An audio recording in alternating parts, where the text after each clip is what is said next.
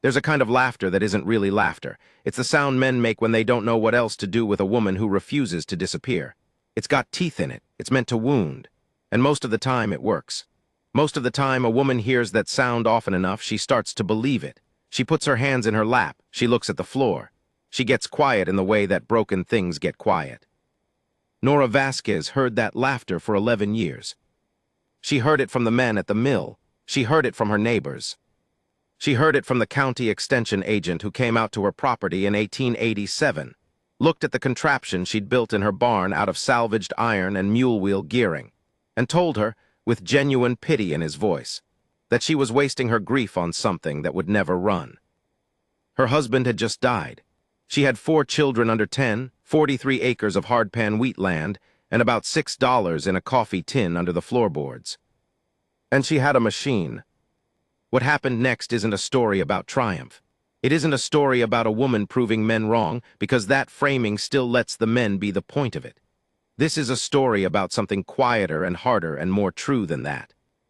It's about what a person does when the whole world is a closed door, and they decide, for reasons they can't always explain, to keep knocking anyway. I know this story because I was there for part of it, and I've spent 30 years trying to figure out what exactly I witnessed in that barn in the summer of 1887. I still don't have a clean answer, but I'll tell you what I saw. That's the only honest way I know to start this. I'd ridden out from Abilene with a letter of introduction from my uncle to a ranch foreman named Calhoun, who was supposed to give me work. Calhoun took one look at me, my soft hands, my clean boots, the way I'd tied my bedroll wrong, and handed back my letter without reading past the second line. "Son," he said, "come back when you've got some callus on you." So there I was, not quite a cowboy, not quite anything. I had a horse named Duster who was older and more sensible than I was, $7 and some change, and enough pride to keep me from writing home for 2 months. I rode west from Calhoun's place with no particular direction in mind, which is how I ended up on the road that cuts through the flats just north of the Cimarron, and how on a Tuesday afternoon in late June I smelled something burning and followed it. It wasn't a fire, or it was technically. There was a forge going, coal smoke rolling out through the open side of a barn. But what I smelled underneath the coal smoke was hot metal and something else, something almost sweet, like warm rye bread mixed with machine oil.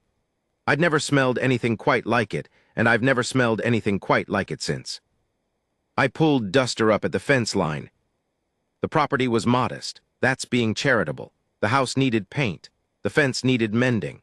The wheat field to the north had that yellow-green color that means the soil's thirsty and has been for a while.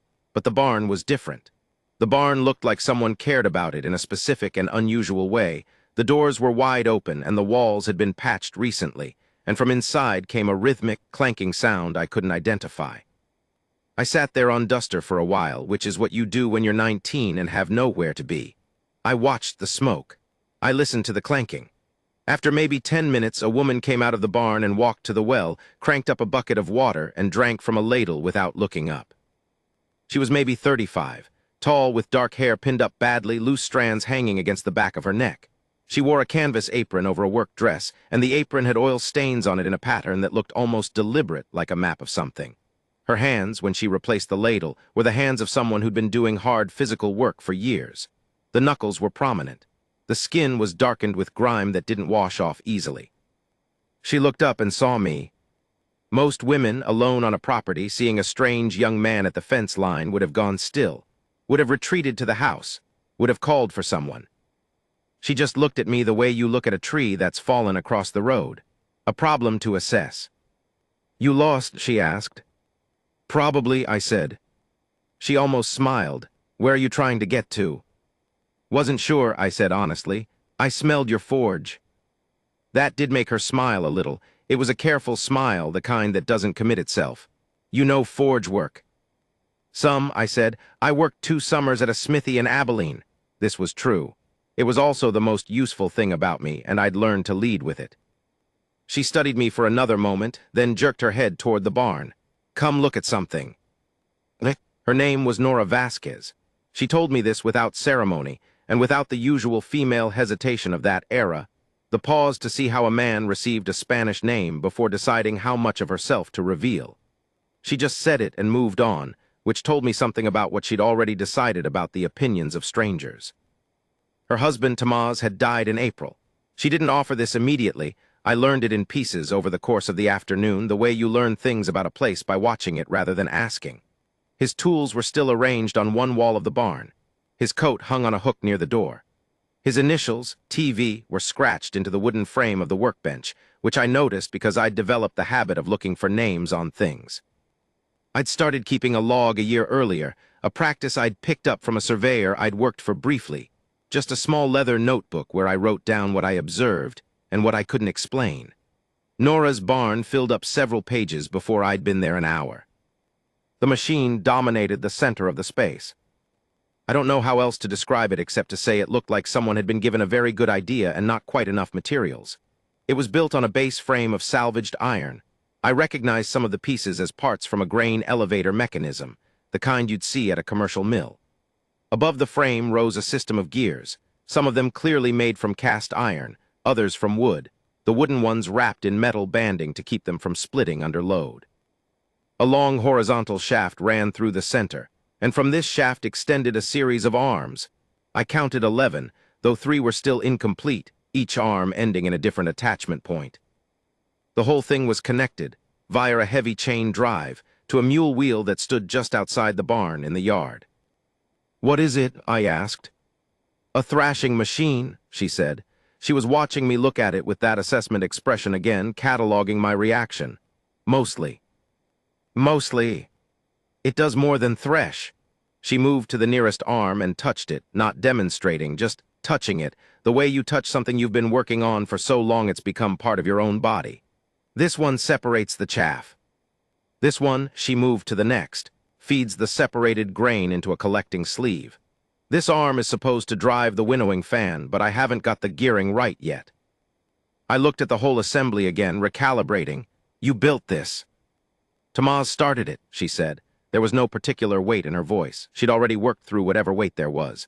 "He had the idea he saw something similar at a mill in Kansas City 7 years ago and made drawings. We couldn't afford to buy what he'd seen, so he started building a version. He got the frame done, the main shaft, 3 of the arms." She paused. "He died before he got the gearing system figured out." I looked at the gears. They were extraordinary in their way. Not beautiful, nothing about this machine was beautiful, but they showed evidence of serious thought. The wooden gears especially. They were cut with a precision that the tools available to a Plains farmer in 1887 should not have been able to produce. "He cut these himself?" I asked.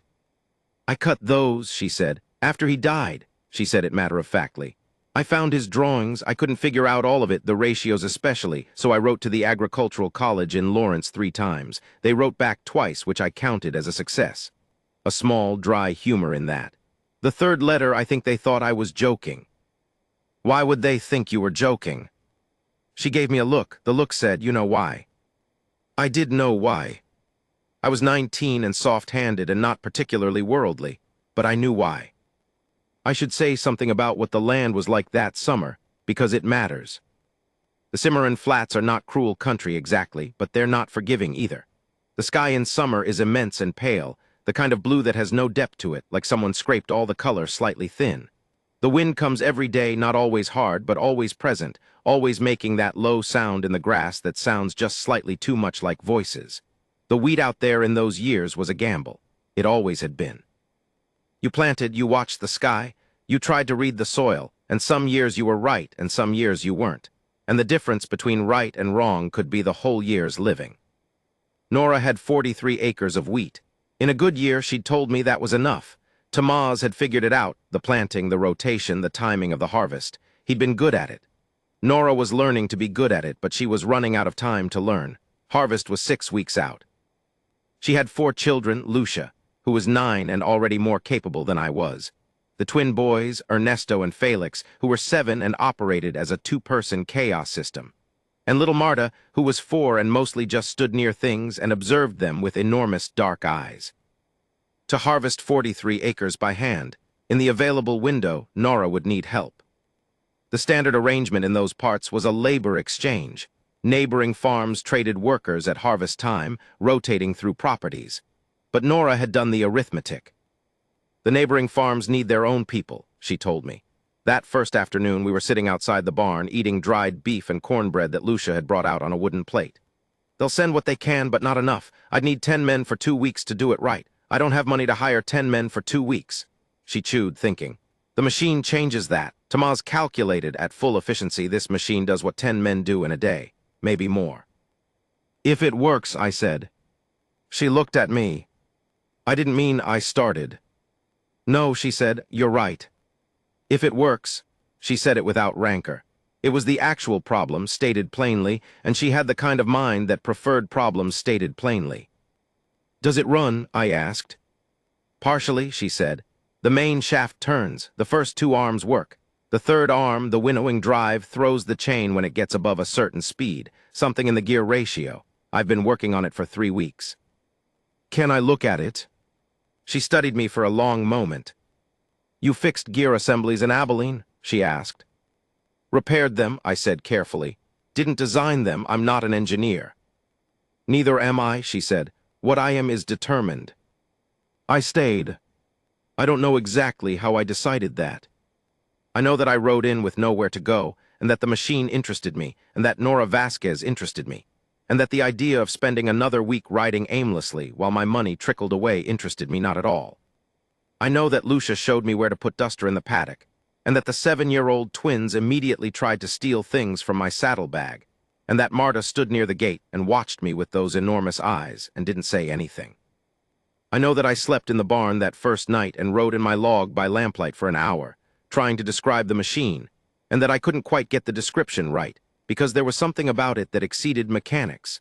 Something about knowing that a woman with no engineering training had looked at a half-built idea and her husband's death and $6 in a coffee tin, and had decided that the answer was, keep building. I wrote that down and then looked at it for a while. Then I went to sleep. By the end of the first week, I understood the gear problem. Nora had calculated the drive ratio for the winnowing arm based on the mule wheel's expected rotation speed, approximately 12 revolutions per minute under a working load. But the arm needed a higher input speed to drive the fan effectively, so she'd geared it up. The problem was the intermediate gear. She'd calculated its diameter correctly but had cut it slightly oval because the wood had flexed during the cutting process, and an oval gear doesn't mesh cleanly. Under low speed it ran. Under higher speed, the irregular mesh caused a cyclical jerk in the chain, and eventually the chain threw. This was actually solvable. I knew it was solvable when I saw it because I'd seen something similar once in Abilene, a pump assembly that kept throwing its drive belt because of an out-of-round flywheel. We'd fixed it by remachining the flywheel, but Nora didn't have a lathe. What she had was patience, a drawknife, and an eye that turned out to be extraordinary. I showed her what I'd found. I sat down with her drawings and showed her with a pencil where the cut had gone wrong and what that did to the mesh. She looked at it for a long time. She didn't say anything. Her finger traced the oval shape I'd drawn back and forth, and I could watch the calculation happening behind her eyes. Not the mechanical calculation, I think, but the larger one, whether this was fixable, whether 6 weeks was enough. Whether the coffee tin still had enough in it to buy replacement materials, if my diagnosis was wrong. Can we recut it? She asked. We'd need to take it off the shaft, I said. Recut it with a template to keep the circle true. I can make a template from sheet tin if you have any. She was already getting up and going to the corner of the barn where she kept scrap materials. She'd been keeping scrap materials for this project for 4 years. That corner of the barn looked like a museum of almost useful things.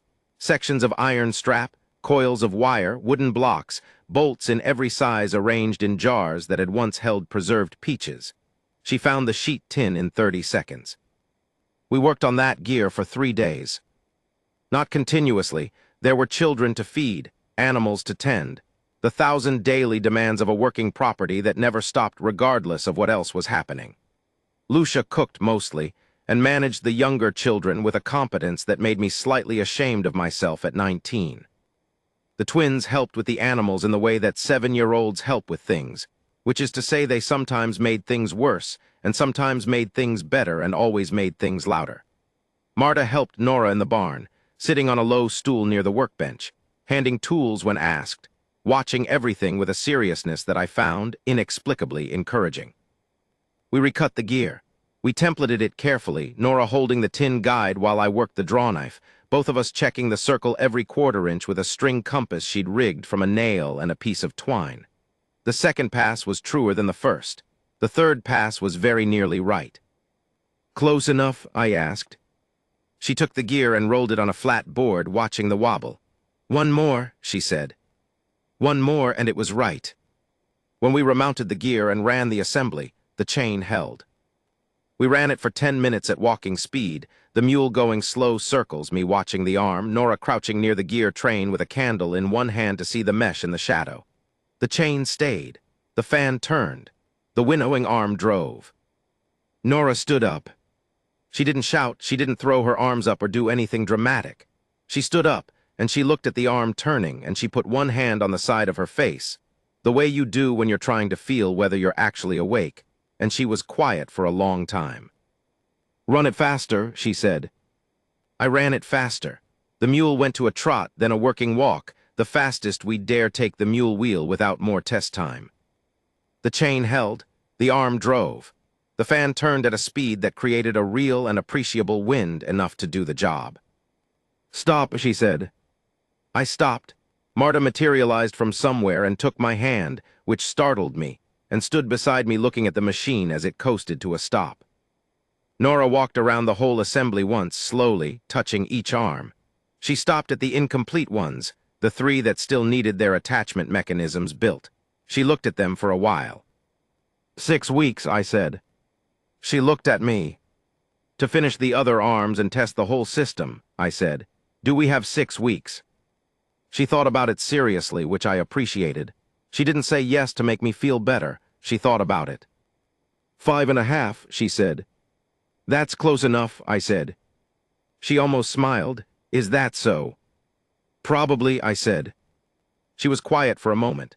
Then, "The county extension agent is coming next week. He's been before. He came in May, right after Tamaz died. He was," she paused, choosing the word, "concerned. He thinks I should sell the Northfield to the Garfield farm and consolidate what's left." "What do you think?" "I think the Northfield is the best 43 acres in this county, and the Garfield farm has been trying to get it since 1879. She said it without heat, just information. "He's going to look at the machine and tell me it won't work. He does that every time." I looked at the gear train, at the chain, at the arm that had just driven the fan at working speed without throwing a link. "Let him come," I said. Nora looked at me for a moment, a quick, evaluating look that I would come to recognize as the look she gave things that had not yet proven their worth, but were showing preliminary signs. "All right," she said. She went back into the house. Marta let go of my hand and followed her mother. I stayed in the barn for a while longer, looking at the machine in the dimming light. I wrote in my log, "The gear problem is solved. 5.5 weeks to harvest. She knows something about this machine that I don't know yet. The children are going to be all right, I think." I crossed out "I think." Then I wrote it back in. The nights that first week had a particular sound. The wind off the flats always, the creak of the barn. Duster moving in his stall, the soft knock of his hoof against the boards. And underneath all of it, when the house was fully dark and everyone was supposed to be sleeping, the sound of a lamp being lit and pages turning. Nora read at night. I don't know what, I could see the light through the house window from where I slept in the barn, a thin yellow line, and I'd watch it sometimes before I slept. Some nights it burned until nearly midnight, some nights just an hour. I imagined her reading engineering texts, agricultural manuals, letters from the college in Lawrence. I imagined her reading Tamaz's drawings, which she kept in a rolled leather tube that she carried with her into the barn every morning. I asked Lucia once what her mother read. Lucia gave me the look that 9-year-olds give adults who ask foolish questions. "Everything," she said. The extension agent's name was Cartwright.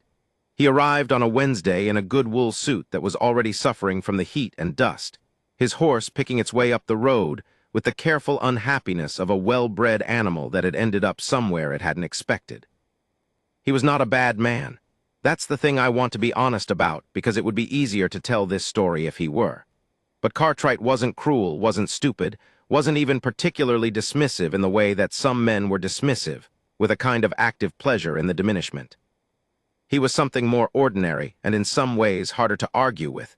He was a man who believed he was being helpful. He came because he thought Nora needed guidance. He believed this sincerely. He came into the barn and looked at the machine. He stood there for a full minute, which I'll give him. He actually looked at it, which is more than some people do. "Mrs. Vasquez," he said finally, "I appreciate what you're attempting here, truly, the ambition of it." "Does it look like it runs?" Nora asked. Cartwright blinked. "I beg your pardon." "The machine," she said. "Does it look like it runs?" He looked at it again. "Well, it looks like you've made considerable." "We tested the main assembly yesterday," she said. 4 hours at working speed. No mechanical failures. She said it the way you'd report a weather observation, factually, without combativeness. "The winnowing arm is operating within the parameters Tamaz calculated for the efficiency figures. We have 3 arms still to complete, and I expect to have them done in 3 weeks. Cartwright turned to look at me, which was when he seemed to notice me for the first time. A skinny 19-year-old standing near the workbench with oil on my hands. "This young man is helping," Nora said. "He knows forge work." Cartwright looked back at the machine. I could see him recalibrating, not his fundamental position, not yet, but his assessment of where exactly on the spectrum of doomed to merely unlikely this project sat. He was trying to be fair, I think.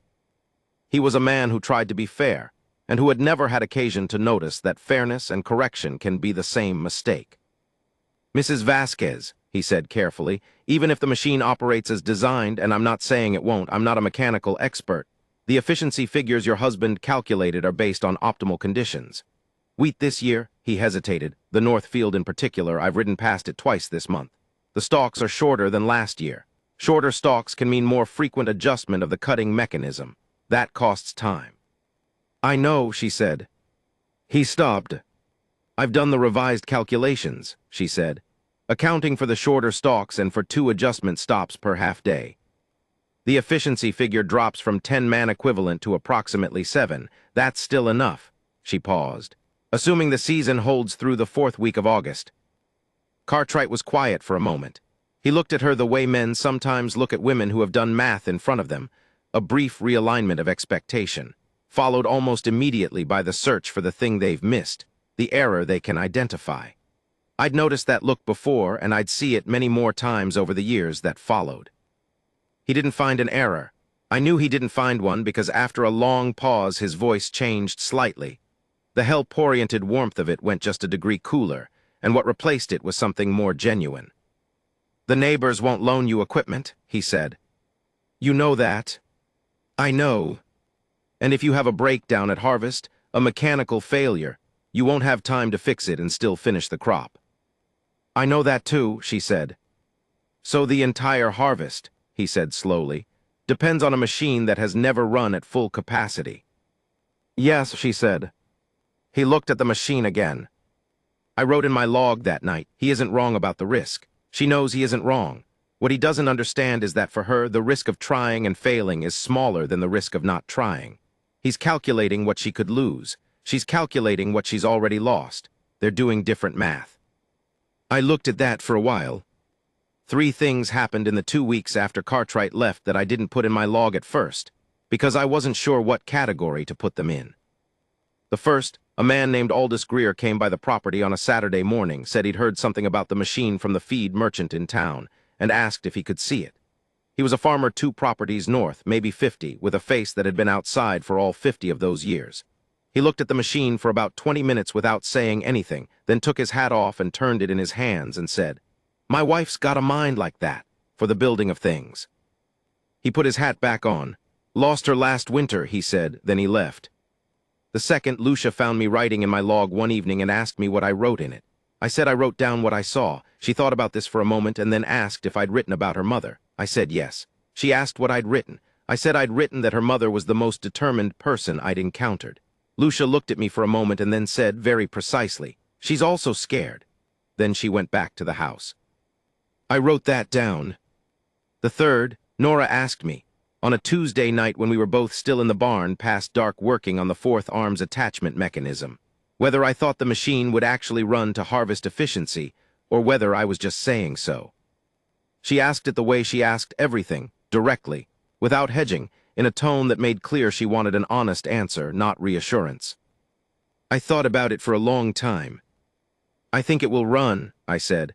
I think there'll be problems we haven't anticipated. I think you'll solve the problems. She was quiet for a moment, fitting a bolt. That's not quite an answer, she said. No, I agreed, but it's what I have. She thought about that. Fair enough, she said. We finished the fourth arm on a Wednesday, the fifth and sixth on the following Tuesday. The sixth was the most complex. It drove a secondary chaff separation plate that Tamaz had added to his design in what looked like a late-night revision. The pencil lines less careful, more excited, the way handwriting changes when an idea arrives fast. The mechanism was elegant but required a gear ratio that we had to calculate from scratch because his notes didn't show the working. Nora did the calculation. I checked it. She checked my check.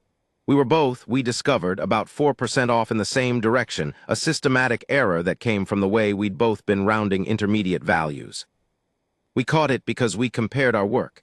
And when we compared our work, we found that we'd arrived at different final numbers by slightly different paths, and had to figure out which one was right.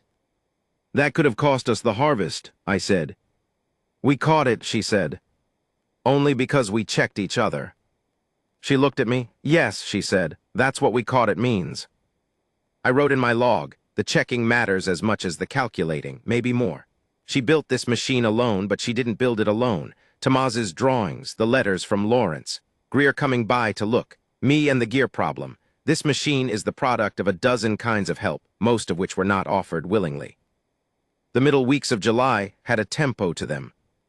I felt it the way time works on a farm in summer, which is not the way time works anywhere else. There's an urgency to it that isn't panic, a pressure that comes from the sky and the soil simultaneously, the light getting longer and then shorter again, and the wheat responding to things you can't see. Nora felt it more than I did. She'd grown up on a farm, I hadn't, and that meant she had an internal calendar that ran slightly ahead of mine, that knew when things needed to happen before the obvious signs appeared. She started getting up earlier.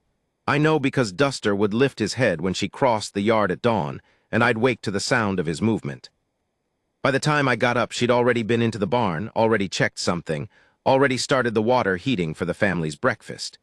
She moved through those early mornings like someone moving through a problem, not anxious, not frantic, but purposeful in a way that left no room for the ordinary. The children felt it too. Lucia became even more efficient, anticipating needs before they were stated. The twins got quieter, which was unusual enough that I noted it. Marta started spending more time in the barn, sitting on her stool near the door, watching the machine with an expression I couldn't read.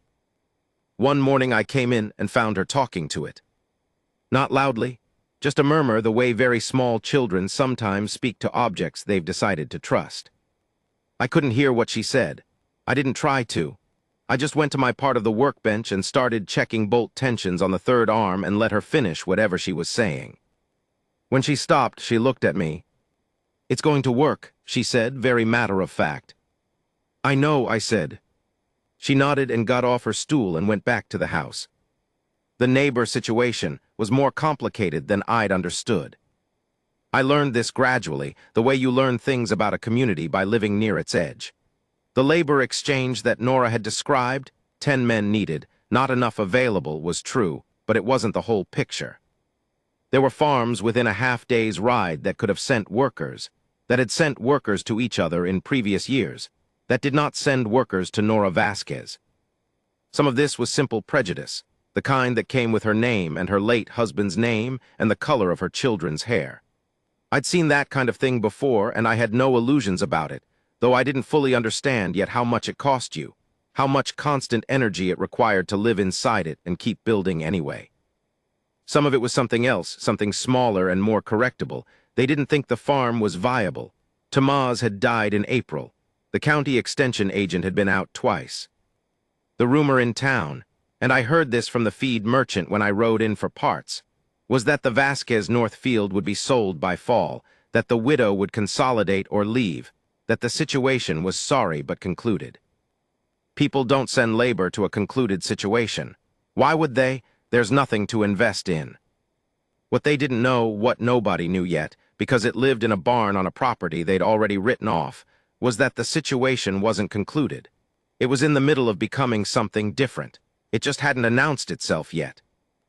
On the 22nd of July, we did the first full system test. I want to describe this carefully because I wrote about it at some length that night, and I've thought about it many times since. We'd hitched the mule, his name was Senator, and he had the temperament of a minor bureaucrat, steady and mildly aggrieved, to the wheel at 6 in the morning before the heat built. Nora had set up a test batch, a wagon load of cut wheat stalks she'd harvested by hand from the edge of the field specifically for this, enough to work the machine for about 20 minutes if everything ran. The children were there. Lucia stood at the edge of the barn, arms crossed, her face carefully neutral in the way of someone who wants something very much and is not allowing herself to want it visibly. The twins, Ernesto and Felix, were positioned where I'd asked them to be, one near the grain collection sleeve, one near the chaff output to watch for blockages. Marta was on her stool. Nora started the mule. Senator moved. The chain engaged. The main shaft turned. The arms began to move first slowly, then faster, finding their rhythm. Arm 1 began its thrashing motion. Arm 2 moved into position above the feed track. The third arm, the repaired one, drove the winnowing fan, and I heard the fan spin up to speed, a sound like wind in a chimney, a sustained, useful note. The fourth, fifth, and sixth arms began their motions. I watched the gear train. For the first 30 seconds I watched the gear train and only the gear train, tracking the mesh of every pair, watching for wobble, for irregular motion, for any sign that a calculation had been wrong. Everything turned. Everything meshed. The chain stayed on. "Feed it," Nora said. Lucia helped me lift the first bundle of wheat stalks into the feed point. The machine took it. Not smoothly, there was a brief resistance, a sound that made my stomach drop, a half-second where I thought something was going to break, and then the stalks disappeared into the mechanism and grain began to emerge from the collection sleeve. Grain, separated and running down the sleeve into the collecting sack, and chaff coming out the other side, and the fan turning, and all 6 arms working, and Senator walking his slow circles in the yard. And the sound of it was something I had never heard before. The sound of this particular machine running, which was a compound of the chain and the gears and the arms and the fan and the grain moving through it. All of it together making a noise that was halfway between a mill and a heartbeat. I looked at Nora. She was watching the collection sleeve. Her hands were at her sides. Her face, I've tried many times to describe her face in that moment, and I've never quite managed it. It wasn't triumph. It was something older than triumph, something more like recognition. Like she was seeing something she'd known was there all along and had just been waiting to confirm. She watched the sleeve for a long time. Then she turned and walked to the mule and stopped him. The machine coasted down, the arms slowed, the fan wound to a stop. In the silence, we could hear grain still settling in the collection sack. "How much?" she asked. I went and checked. "Good separation," I said. "Maybe 15% loss in the chaff. That's from the feed angle. I think we can adjust." "How long did that bundle take?" I'd been counting. "About 4 minutes," I said, "for a bundle that would take a man." "Half a day," Lucia said quietly. She'd been counting too. We looked at her. She looked at her numbers, which she'd scratched on a piece of board with a carpenter's pencil. "At that rate, 10 acres a day, maybe 11. Nora stood very still. "The whole field in 4 days, Lucia said. Here is the thing I have never been able to adequately explain about what happened next. Nora turned away from the machine and walked out of the barn and across the yard and stood at the fence line at the edge of the north field. She stood there with her back to us, looking at the wheat. Just standing, looking. I've thought about what she was thinking. I have several theories. She might have been calculating, running the numbers, checking her daughter's arithmetic. She might have been thinking about Tamaz, about the drawings, about April. She might have been thinking about Cartwright and the tone of his voice, and the years before that. The laughter I described at the start of this. The particular kind of laughter that's meant to make a person smaller. Or she might have been thinking nothing. Just standing in front of the field that was going to be hers, feeling the morning air, the wind off the flats, the smell of the wheat that was almost ready. Just standing there being alive. I didn't follow her. Neither did the children. We stood in the barn doorway and watched her from a distance. After about 5 minutes, she turned around and walked back to us. 15% loss is too high, she said. Let's fix the feed angle. We fixed the feed angle. It took most of the day, adjusting the positioning of arm 1 relative to the feed track. recalculating the clearance, testing with smaller bundles. By evening, the loss rate was down to 6%, which was close to what Tamaz had calculated as the target. Greer came by in the afternoon on no particular errand and stood watching from the yard while we tested. He didn't say anything for a long time. Then he said, "You know Harker and the Malone brothers are going to want to see that running at full harvest." "They're welcome," Nora said, without looking up from the adjustment she was making. "Harker's got 200 acres," Greer said. "He's been looking for a mechanical solution for 3 years." Nora looked up then. She looked at Greer for a moment. Something passed across her face, a thought, a calculation, a door opening. "Greer," she said, "if I ran my harvest and Harker's and the Malones in sequence, and they provided the labor for all 3, what would that cover?" Greer took his hat off and started turning it. "Labor for yours, certainly, some cash on top, probably," he thought. "Harker would want terms, he's a terms man." "I know he's a terms man," she said. "Let me think about it." I wrote in my log that night, she's not just harvesting the field, she's building something larger than the field. I don't think she knew she was going to do that until Greer said it. Or maybe she knew and was waiting for the right moment. With her, I can't always tell. The letters went out on a Friday. She wrote 3 of them at the kitchen table, by lamplight, after the children were asleep. She wrote to Harker, to the Malone brothers, and this surprised me, to Aldous Greer, even though Greer had already been to see the machine and already knew what it could do. She showed me the letters before she sent them. Not for approval, I want to be clear about that. She showed them to me because I'd been there for the part of the story that the letters needed to convey accurately, and she wanted someone to confirm that she'd conveyed it accurately.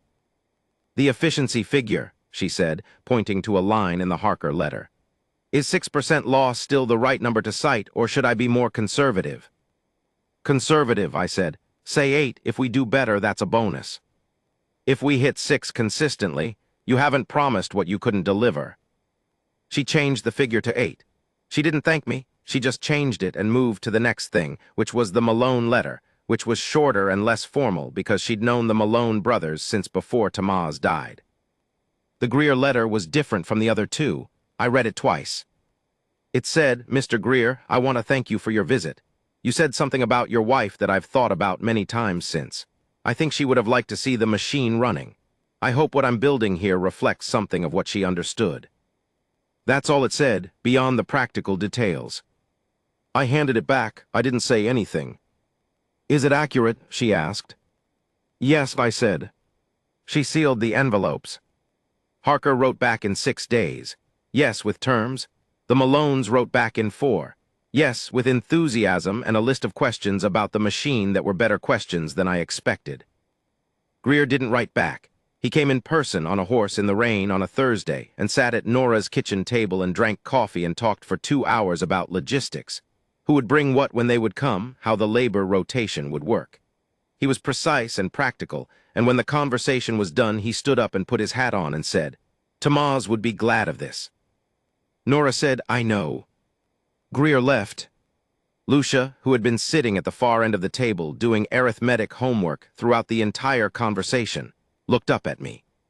"Part of it," she said, "is that they want to see the machine fail." I looked at her. "What do you mean?" "The ones coming to help," she said. "Some of them, they want to see it, because if it fails, they didn't waste anything, they came to help a neighbor and the machine failed, and that's not their fault." She looked at her arithmetic. "But if it works, they get their harvest done too." She paused. "She knows that." "Does it bother her?" I asked. Lucia thought about it. "She says the machine doesn't care why you feed the mule," she said. "It just runs." I wrote that down. I'm not sure I'll ever think of a better way to put it. Harvest came on a Wednesday, which was not the day we'd planned for. We'd planned for the Monday of the final week of August. That was the date Nora had settled on after watching the North Field for 3 straight weeks, checking the stalks for moisture, watching the color of the grain heads, running her thumb along the beards the way Tamaz had shown her, and the way she'd been showing herself since April. Monday made sense. It gave us a 2-day buffer before the weather window Greer had been tracking was predicted to close. What changed was a sound. Saturday morning early, I was in the barn doing a final tension check on all the chain links, something I'd started doing every 3 days as a habit, when Nora came in and stood in the doorway and listened. She was listening to the wind. I know that now.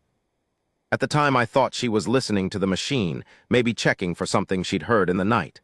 But she was listening to the wind, and whatever she heard in it made her come fully inside and say, "We're starting Monday." "We planned Monday," I said. "I mean Monday first light," she said, "not second light first."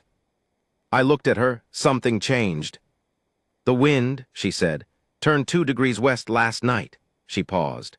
"Tamaz always said when it turned 2 degrees west this late in August, you had 72 hours before weather."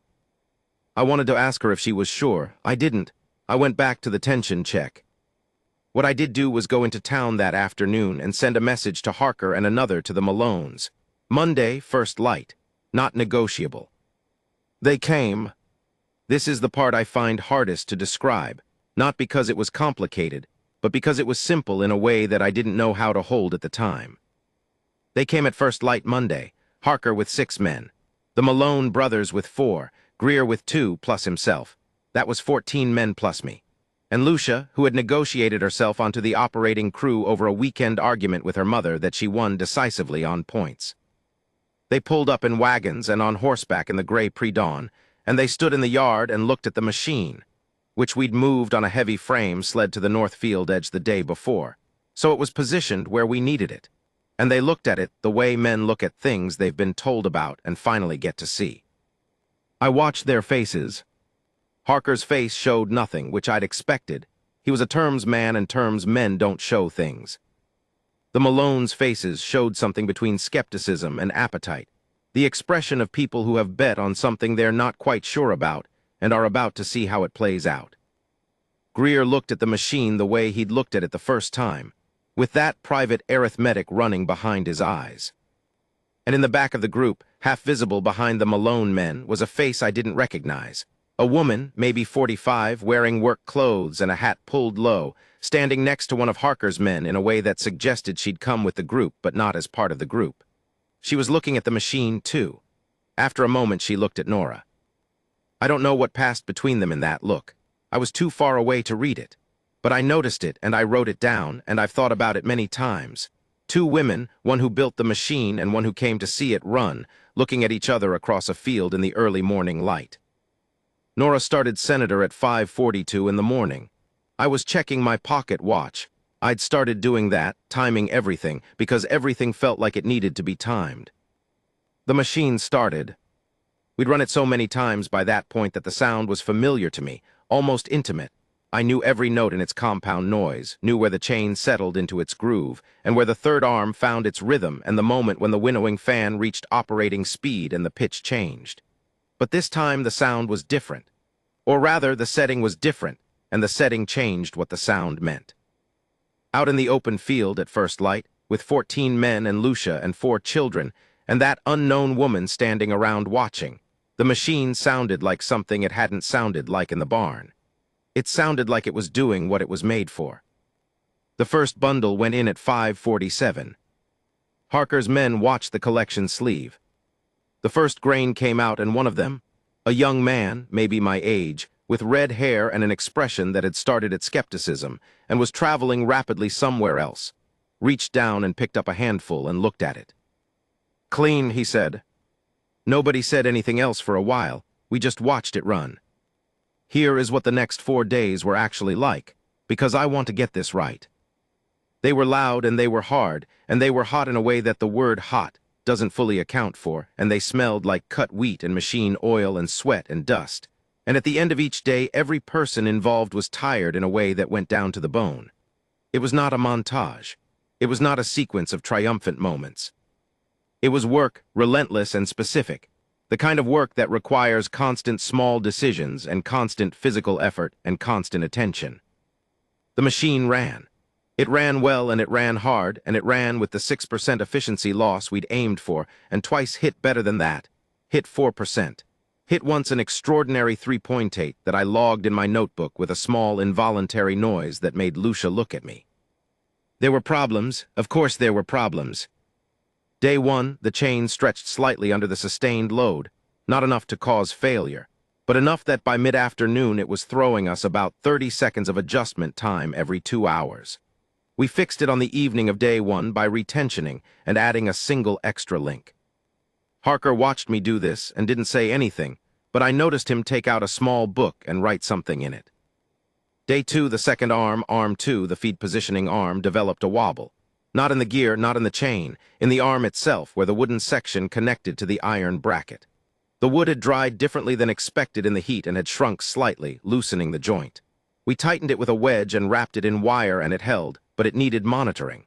Lucia monitored it. She checked it every 40 minutes for the rest of day 2 and all of day 3, tapping the joint with her knuckle to feel for vibration, which was a method I'd shown her, and which she executed with a seriousness that made the Malone men stop what they were doing and watch her once. Day 3, it rained for 2 hours in the afternoon.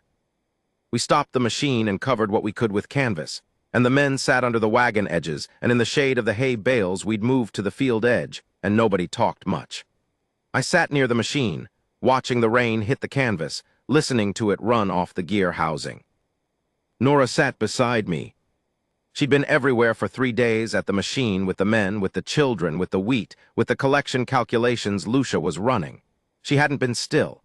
She sat still now, watching the rain. "If it doesn't stop," I started. "It'll stop," she said. "You can't know that." "No," she agreed, "but I know what Tomas's rain felt like. This isn't that kind." She paused. "This is the rain that comes before the good end of a season, light, fast." She looked at the sky. "Hour, maybe less." It stopped in 50 minutes. We went back to work. The unknown woman's name was Helena Marsh. I learned this on the evening of day 3, when she came and sat near where I was writing in my log and introduced herself without preamble. She was Harker's wife's sister, she said. She'd come because she'd heard about the machine and wanted to see it.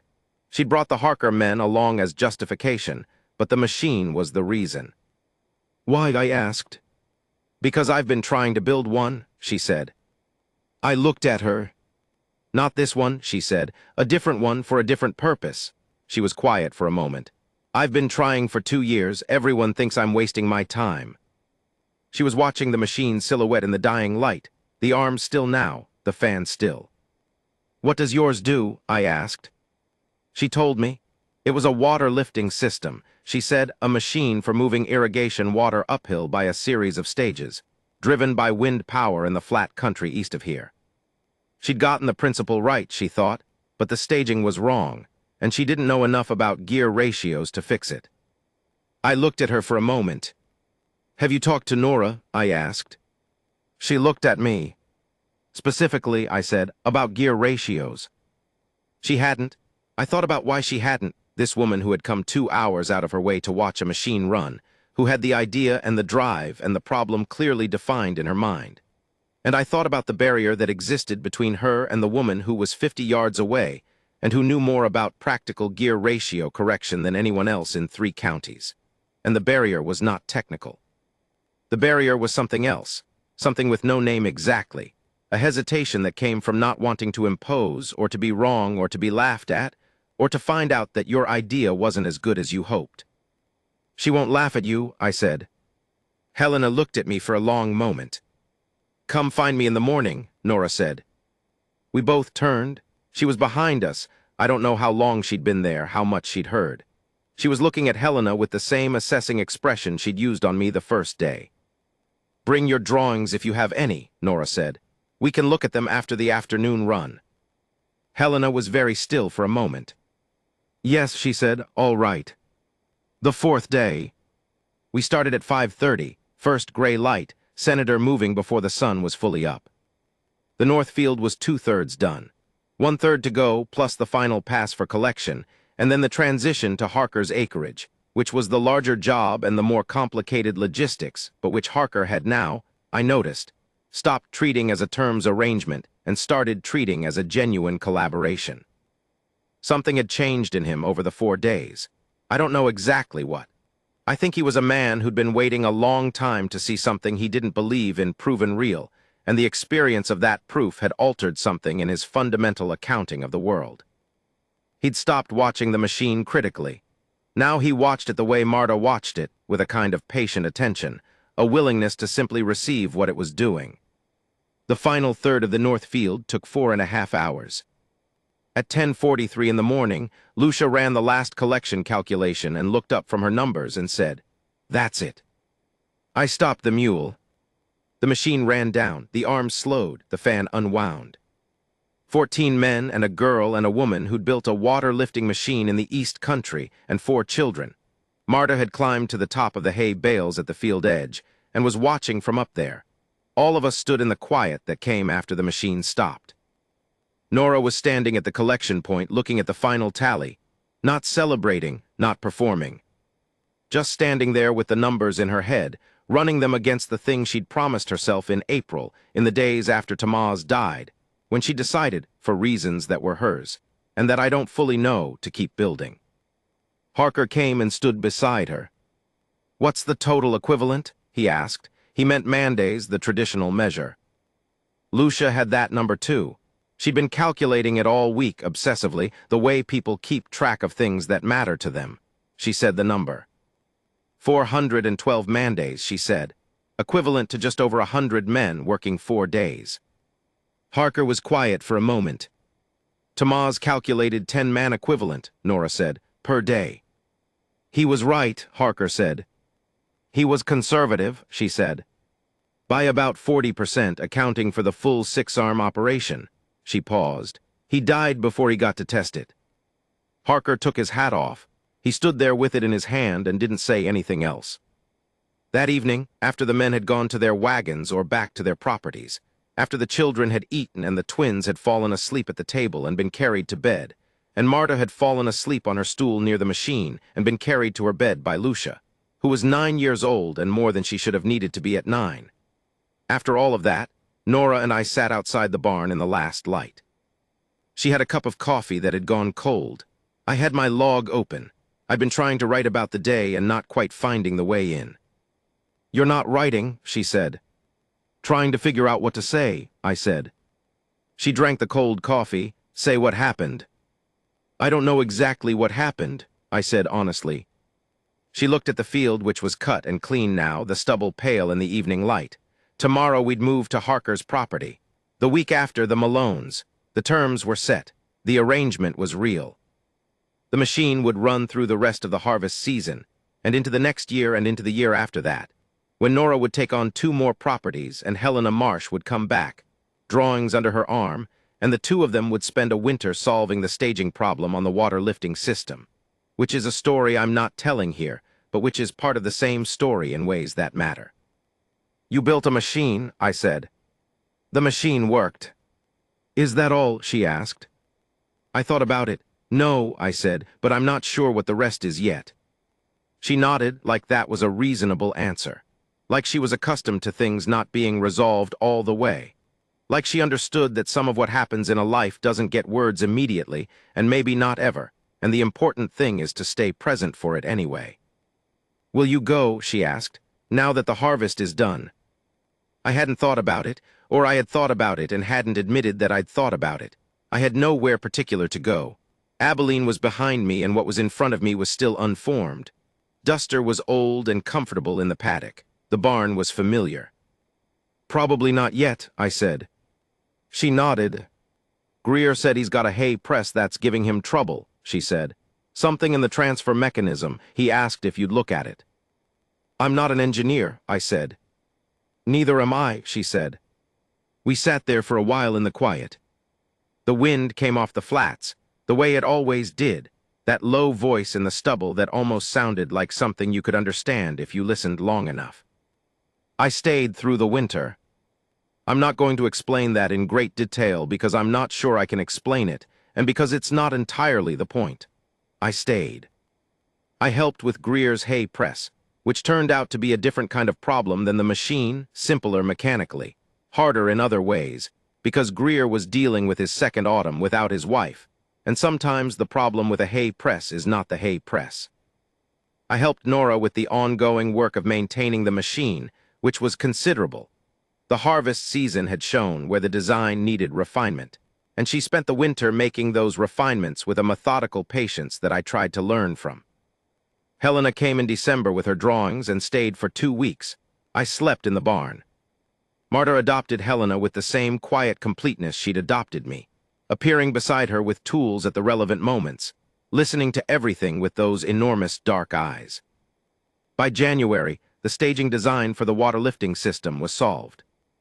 I know this because I was there when they solved it, sitting at the kitchen table at 2 in the morning, a lamp between them and drawings spread across the whole surface. And there was a moment when Nora said something quietly, and Helena said, "Oh, just that, just oh," and picked up the pencil and redrew one section of the mechanism. And they both looked at it, and then they looked at each other, and that was the moment.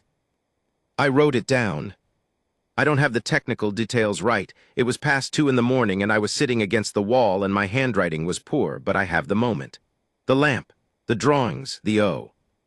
In March, Cartwright came again. He came on a Tuesday, in a different suit, which was slightly less good than the first one and more comfortable looking. He'd aged a little in the 9 months, or the 9 months had revealed something in his face that the first suit had been hiding. He looked at the machine. It was in the barn, currently in its winter reconfiguration. Nora had modified 2 of the arms for different attachment points to do winter maintenance work on the property, and she was in the process of modifying a third. He stood there for a long time. "It ran through the whole harvest," he said, not a question. "Through 3 harvests," Nora said. She was at the workbench, not looking at him. "Mine, Harker's, the Malones, we've got 2 more properties asking for the coming season." Cartwright was quiet. "There's a woman east of here," Nora said, "working on a water lifting system, wind-powered. She'll have a prototype by spring." "Wind-powered," he said. "She figured out the staging problem in December," Nora said. "I helped with the gear calculations." He stood there. "Is there something you needed?" she asked, still not looking at him, still working. He turned his hat in his hands, the same gesture Greer made, I noticed, and I wondered if all men who felt something they didn't know how to say did that with their hands. He turned the hat twice. "I wanted to see it," he said finally. "Again." She said. "And I wanted to say," he stopped, started again. "I should have said this last summer, what you've done here." "Thank you, Mr. Cartwright," she said, "for coming." There was a finality in it, not unkind, just clear. He'd come to see the machine and to say the thing, and he'd seen the machine and started to say the thing, and that was enough. She wasn't going to let the moment become about his recognition of her. That wasn't what she needed it to be. He put his hat on. He looked at the machine one more time. "It's remarkable," he said. "Yes," she said, "it is." He left. Marta, who had been on her stool the entire time, watched him go. Then she looked at the machine. Then she looked at her mother. "Mama," she said. Nora looked up. "Can I learn the gear ratios?" Marta asked. Nora looked at her for a moment. Her face did something complex, something that moved through several places before settling somewhere that I can only describe as forward-facing. Not backward, not at Tamaz, not at April, not at Cartwright and the laughter before him, and all the years of the particular weight of that laughter. Forward. "Yes," she said, "come here." "I left in April. I want to be honest about that, too. I didn't stay. I had the thing that was in front of me, and eventually I had to find out what it was. I said goodbye on a Wednesday morning, and Lucia shook my hand with the grave formality of someone who has decided you've earned being treated as an adult. The twins stole something from my saddlebag. I didn't say anything because whatever they took, they were welcome to it. Marta stood at the gate and watched me ride out, which was the same thing she'd done when I arrived, watching without saying anything, those enormous eyes. Nora walked to the fence line with me. "You'll write that down," she said. "What happened here?" "Already have," I said. She nodded. I rode a few paces and then stopped. I don't know why I stopped. Some instinct, some feeling that there was something else. I looked back at the property. The house that needed paint slightly less than it had, the fence that was mended, the north field bare and resting, and full of whatever potential lay in the soil for the coming season. The barn wide open, morning light coming through the doors, the machine visible inside. And Nora standing at the fence watching me. I've thought many times about what she was thinking at that moment. Whether she was thinking about the season ahead, the 2 new properties, Helena's water-lifting machine coming to prototype in the spring. Whether she was thinking about Tamaz's drawings, still in their leather tube, though she'd used them so many times by then that she probably didn't need them anymore. whether she was thinking about Marta asking to learn the gear ratios.